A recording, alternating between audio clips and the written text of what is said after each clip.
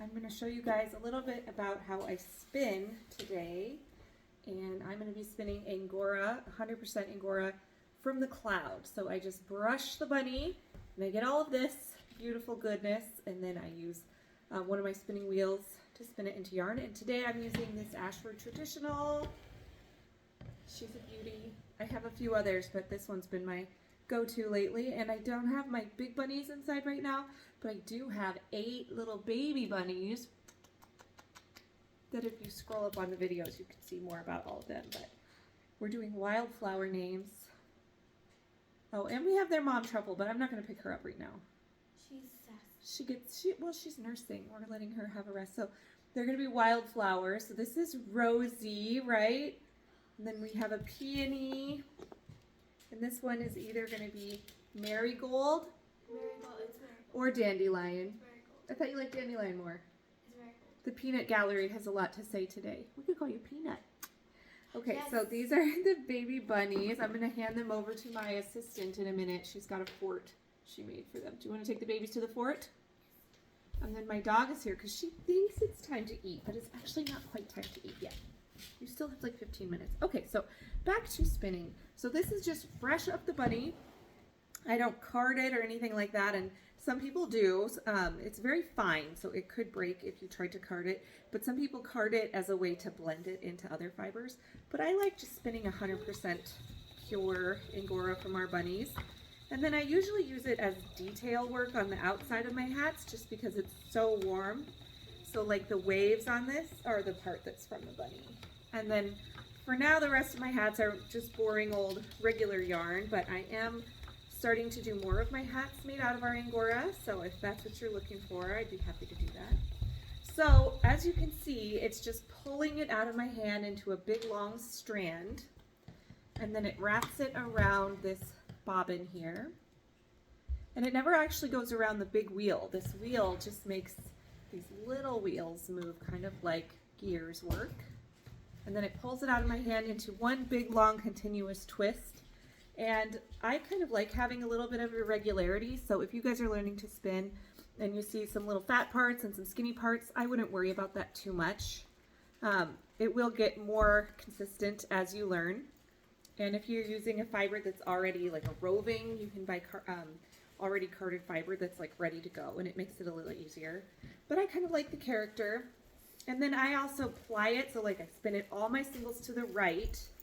And then when I'm done with that, I'll take, if I'm doing I like it very thin for this detail work, but if I'm making a whole hat out of it, then I ply it. And so when I make it 3-ply or 2-ply, it averages out those inconsistencies, so they don't matter as much. But I kind of like them. It gives it a little character. So you could also learn on a drop spindle, and that'll help you learn some of these like very basic parts of it, like the drafting and just watching how they go together. But it's really pretty simple. So once you get the hang of it, you won't really need very long on the spindle before you're ready for a wheel.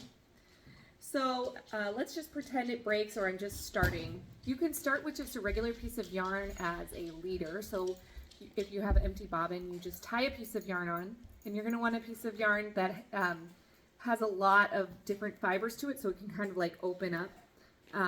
And so these fibers are going to grab these fibers and then twist together, and the twist is going to be what makes it strong, huh? Yeah. Keep your stay right here, baby, okay? So should we show them how to spin? Yeah. So I do all my singles all the way, always to the right, and I get it started with my hand. Let me put it where you can see it. I get it started with my hand, and I just have one petal, which you call a treadle. I have one treadle, a single treadle. Some people have 2 treadles, so you can kind of like go like this. I just have the one. I think all my wheels just have one, so I've gotten used to that. So I kind of put my other foot through it just to keep it from walking away on me. But you can also just use a carpet if yours moves a lot, and it'll make it stay put. But I just kind of hold it there with my leg. And then I spin all ways to the right. And I have learned to sit up, because if you do this all day, every day, it'll make you crouch over, and you'll have a tendency to come down here like this. And after you do that for a few hours, it's just not good for your back. So I spin up top like this, and that's just a little trick that has helped me with my marathon spinning session. So instead of tending to hunch over and go down like this, I always sit up when I'm spinning and go upwards, and that also makes it a little easier to see. And then you can go out like this, and so you're not quite as hunched when you do it. Cut. So sometimes things happen when you're spinning, and my bobbin just popped off my mother of all here. But what? What? Is it live? No. Oh yeah. Well, no, I'm not live. I'm making a video. I'm gonna just keep this in because these things happen. So I'll show you my Scotch tension. So this is my main drive band here. So I've just got this one long piece that goes around this part and this part here. And so what you do is you put it around, let me put it right here so you can see, if you're trying to put it back together, which does happen, this happens a lot, at least for me. So I put it around the big wheel first to make the tension right. Otherwise you won't be able to do it. So I just leave this one off for now, and I make it go around the big wheel first. And then I go around the second wheel. Or you could do it the opposite way. You could put it on the, but you're going to want to pick one and then kind of like guide it around with the other one. And then I have this other thing here called a Scotch tension, which is different than my other wheels, and it took me a while to figure out what the heck was happening here. So if you're having tension problems with your wheel and it's just like always falling apart and you can't ever get it to pull on, look up, maybe you have a Scotch tension. So that's like this other little thing here. It's actually a clear piece of fishing line, so you might not be able to see it. But there's another one, and it basically just holds this bobbin still, I think. Let me see if it holds it still. Yeah, it holds the bobbin on the inside still so that the one on the outside can go through. And so that is a little bit about how I spin. And as you can see, this twist is just continually climbing up and climbing up.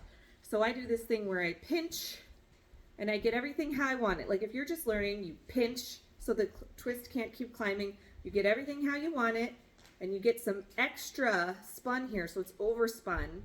And then when you let it go, that twist will climb all the way up to where your next pinch is. And here's another little trick I learned. If you run with my crowd of cool old ladies, they'll teach you things. So you pull some out, and if you want to see how it's going to look when it's plied, most people ply their yarn. I only keep mine single if I'm doing this detail work, which is most of what I do. But I've been doing some plying too, and I think that's pretty fun. So you pull it in half like this, and then you let it twist up, and that is how it's going to look when it is two ply. So you'll see not only is it twice as thick, but it also is kind of unspinning on itself because it's sharing that twist with the other strand, so it's going to kind of puff out too. And so it looks actually a lot bulkier than just two of those single strands. Anyway, so there's a cool trick for you. And then you should be able to pull it back out like this. Hazel, can you just wait 1 minute? Hazel needs the box I'm using to hold my phone up. So that might be our only lesson for today, but I wanted to show you guys a few little things about how I spin my Angora. And if you have any questions, let me know, and maybe I can answer them for you. I hope you guys all learn to spin yarn. It is so fun and relaxing. And do you want to learn to spin yarn, Hazel? Yeah. All right. You guys have a good day.